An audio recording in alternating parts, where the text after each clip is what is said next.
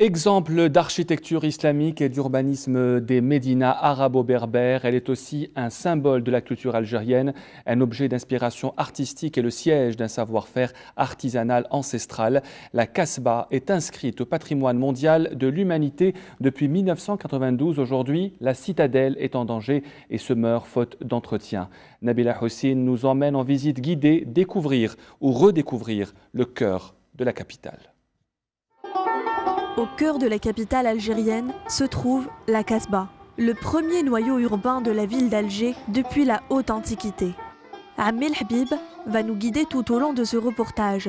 On va s'arrêter à chaque point historique de la vieille Médina. Toutes ces habitations que vous voyez autour de nous, c'est des habitations qui sont turques.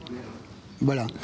Et ça, c'est un peu le vieux Alger. Je suis d'Alger, mais en visitant la Kasbah, je me dis que je n'étais pas d'Alger. J'ai appris un tas de choses de notre histoire et aussi de notre futur. Parce que j'ai compris que la Kasbah, c'est de la Kasbah qu'a démarré la ville d'Alger. Il était une fois la Kasbah à l'intérieur de ces maisons. L'Habib nous fait entrer dans ces vastes résidences mauresques à l'architecture raffinée. Ici, le propriétaire a rénové l'intérieur de sa maison avec ses propres moyens. Là, nous nous trouvons dans l'une des maisons les plus vieilles de la Kasbah. Et ça c'était sous la dynastie des Turcs, des Ottomans. Et là, juste en face, dans une pièce, nous avons Bank Roba. Le Bank Roba, c'était pas n'importe qui pouvait se permettre d'avoir un baldaquin pareil. Mais la vieille ville, 15 siècles après sa création, a perdu de sa superbe. Usé, insalubre, le délabrement criard, poignant. La Kasbah d'Alger est menacée de mort. La Kasbah d'antan, ce n'est plus la Kasbah d'aujourd'hui. Parce qu'il y a eu beaucoup de changements et surtout depuis l'indépendance.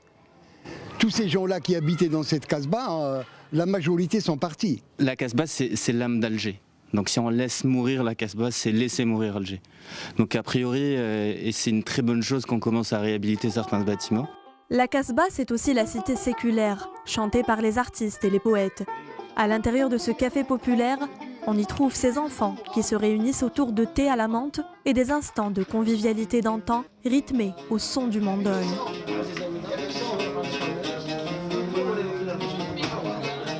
Ces demeures, aux façades chaulées, ces histoires et ces légendes de femmes, celle de Khdaouj Lamia, une jeune princesse de l'ère ottomane. Et là, nous sommes juste en face du palais de Dar Khdaouj Lamia. Voilà. Alors, l'histoire qu'on raconte sur Dar Khdaouj Lamia, elle a eu le même cas que Narcisse. Elle était tellement belle que cette femme-là, tous les matins, elle descendait pour se regarder dans son miroir et à force, elle est devenue aveugle. Que reste-t-il de ce symbole de la nation algérienne? Derrière des murs lépreux, ce sont de véritables joyaux d'architecture mauresque qui périssent lentement. La citadelle millénaire attend toujours son sauveur.